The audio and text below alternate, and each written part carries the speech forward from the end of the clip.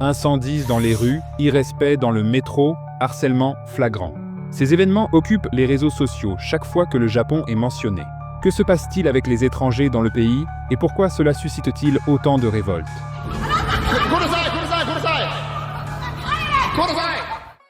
Le Japon, avec ses temples paisibles, ses rues impeccables et sa culture fascinante, semble être la destination idéale pour tout voyageur.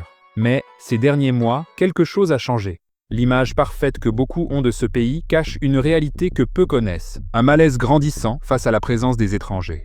Alors que le yen se déprécie et que le tourisme explose, des scènes choquantes de visiteurs enfreignant des traditions ou créant des problèmes apparaissent chaque semaine sur les réseaux sociaux. Mais est-ce vraiment le problème principal, ou est-ce simplement le reflet de quelque chose de plus profond?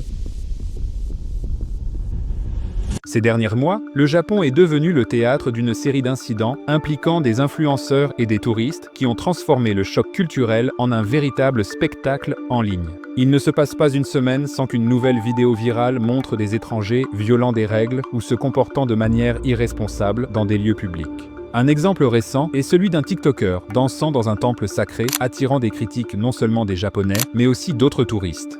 Ce comportement, pour de nombreux locaux, va au-delà du simple irrespect. C'est une affront direct aux traditions qu'ils chérissent profondément. Et ces cas ne sont pas isolés. Des noms célèbres, comme Logan Paul par le passé, et d'autres plus récents comme Johnny Somali, continuent de nourrir l'image selon laquelle les étrangers voient le Japon comme un décor pour leurs performances sans se soucier des conséquences. Ces actes génèrent un malaise croissant chez la population locale, déjà confrontée à l'impact de l'augmentation du tourisme. Et pourquoi tant d'influenceurs choisissent-ils le Japon comme scène pour ce genre de comportement?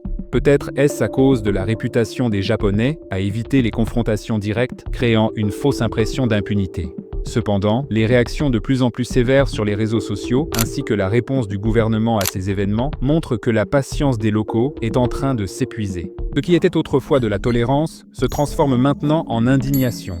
La culture japonaise repose sur des piliers tels que le respect, l'harmonie et la discrétion. Ces valeurs se reflètent dans presque tous les aspects de la vie quotidienne, du silence dans les stations de train à la manière dont les gens interagissent en public. Pour les Japonais, suivre les règles et maintenir l'ordre n'est pas un effort, mais une partie naturelle du fonctionnement de la société.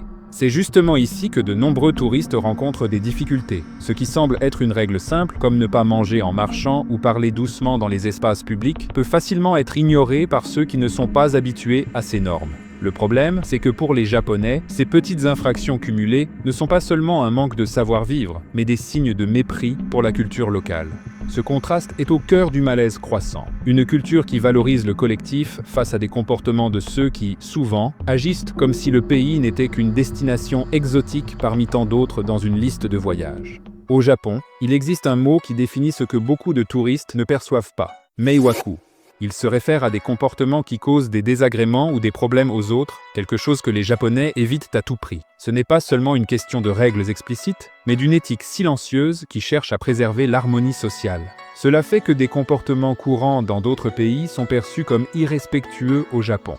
Manger dans les transports publics, prendre des selfies dans des lieux de culte, ou parler fort dans les rues, sont des exemples d'actions qui, bien qu'apparemment inoffensives, peuvent causer un malaise chez les locaux. Ce choc culturel est accentué par l'idée erronée que, puisque les Japonais évitent rarement les confrontations directes, ces comportements passent inaperçus. En réalité, ils sont remarqués et profondément ressentis.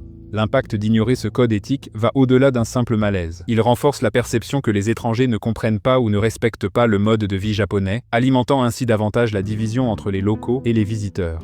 Pour de nombreux Japonais, les étrangers ont été, au fil du temps, une présence intéressante, mais inquiétante. La curiosité initiale a été remplacée par un malaise croissant, surtout à mesure que le tourisme et la présence d'étrangers ont augmenté dans le pays. La relation, qui était marquée par une certaine admiration pour ceux qui venaient de l'extérieur, est désormais perçue par beaucoup comme un fardeau, surtout lorsque ces visiteurs ne respectent pas les normes culturelles. Le quotidien au Japon, avec son silence et son organisation presque irréprochable, n'est pas seulement une caractéristique, c'est une partie de la manière dont les Japonais vivent et se comprennent.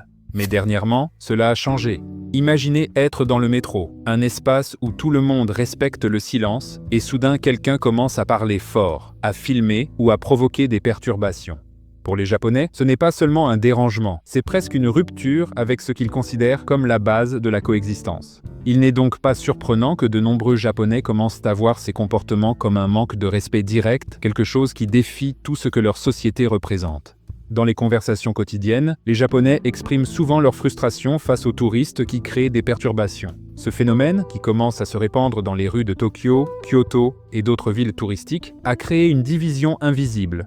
D'un côté, les habitants qui tentent de préserver la tranquillité et l'ordre, et de l'autre, les touristes qui considèrent le Japon comme un lieu où s'amuser sans nécessairement s'adapter à la culture locale. Ce contraste se reflète dans une sensation croissante d'aliénation, où les Japonais ont l'impression que leur patience est mise à l'épreuve constamment, et que malgré leur nature généralement passive, ils ne peuvent plus ignorer les impacts négatifs des touristes sur leur vie quotidienne.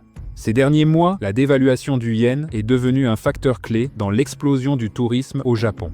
Avec une monnaie plus faible, le pays est devenu plus accessible pour les touristes internationaux, en particulier ceux des pays avec des économies plus fortes. Ce qui était auparavant considéré comme une destination chère est désormais une opportunité tentante pour ceux qui cherchent à vivre une expérience unique sans trop dépenser. Cette augmentation du nombre de touristes, bien qu'elle ait stimulé l'économie de nombreuses villes, a aussi apporté une série de défis.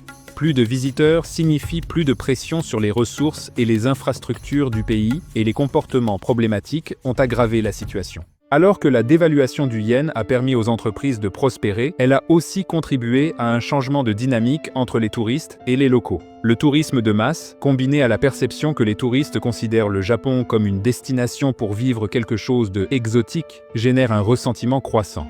La présence des étrangers, en grande partie stimulée par une économie plus accessible, a créé un dilemme pour les Japonais. Comment concilier la croissance économique avec la préservation de leur culture et de leur mode de vie ?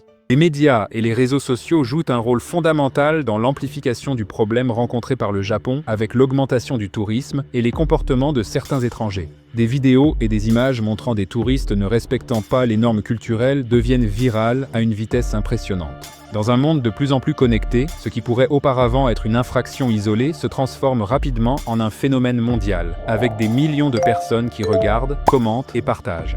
La pression des réseaux sociaux entraîne également un cycle d'indignation où les Japonais se sentent de plus en plus attaqués et les touristes continuent d'agir sans réellement comprendre les conséquences de leurs attitudes.